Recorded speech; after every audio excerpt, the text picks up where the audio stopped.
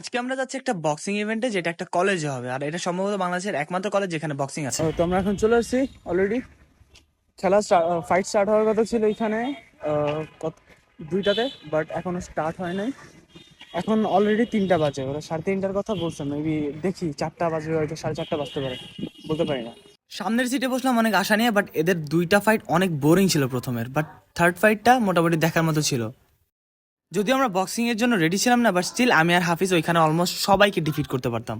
আস্তাগফিরুল্লাহ ভাই, আমরা মেয়েদের ফাইট দেখবো না, তাই আমরা এটা স্কিপ করি। ফুল ইভেন্ট শেষ হতে অলমোস্ট সন্ধ্যা হয়ে গেছিল, তো এরপরে আমরা যাই ধানমন্ডি লেগে। দেখেন হাফিজ কি করে। কত ফটো নিতে হবে তোমার?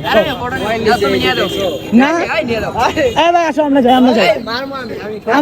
এই সাইডে এই আপু আর এই সাইডে এই ভাইয়া, এনার চায়ের দোকানে এসে আইফোন শপ করতেছিল, তাই আমি বললাম আমি কেন পিছনে থাকবো।